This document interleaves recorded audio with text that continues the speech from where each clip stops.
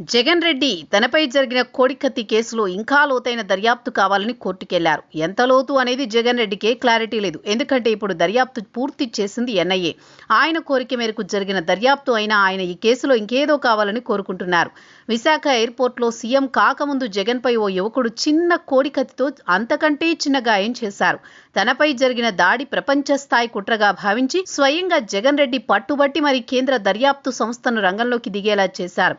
అప్పటి కేంద్ర పెద్దలతో ఉన్న సంబంధాలతో ఆయనలా చేసుకున్నారు. నేషనల్ ఇన్వెస్టిగేషన్ ఏజెన్సీ వారు కూడా దేశ భద్రతకు ఏమైనా ముప్పుందేమో అన్నంత రేంజ్లో ఏళ్ల తరబడి ఊపిరి సలపకుండా దర్యాప్తు చేసి ఇందులో అంత సీన్ లేదు బాబోయ్ అని ఛార్జ్ షీట్ దాఖలు చేశారు.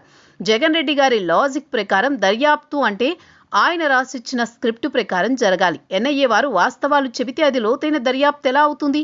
అందుకే దిగువ కోర్టు నుంచి హైకోర్టు దాకా అప్పీళ్ల పర్వం కొనసాగుతూనే ఉంది. నాకు నచ్చిన విషయాన్ని నిజం పేరుతో మీరు చెప్పేదాకా దర్యాప్తు చేస్తూనే ఉండాలి అన్నట్లుగా ఉంది ఆయన తీరు. బాధితుడికి సాక్ష్యం చెప్పడానికి కోర్టు గడప తొక్కడానికి మాత్రం సమయం దొరకదు, కానీ దర్యాప్తు సంస్థల తీరు మీద మాత్రం అంతులేని అసంతృప్తి. ఈ కేసులో ప్రధాన నిందితుడు శ్రీనివాసరావు పరిస్థితి ఘోరం. జగన్ అంటే ప్రాణం ఇచ్చేంత అభిమానంతో ఏదో గిమ్మిక్కు చేయబోయి ఇప్పుడు అదే అభిమాన నేత పుణ్యమాని ఏళ్ల తరబడి జైలు గోడల మధ్య నలిగిపోయాడు.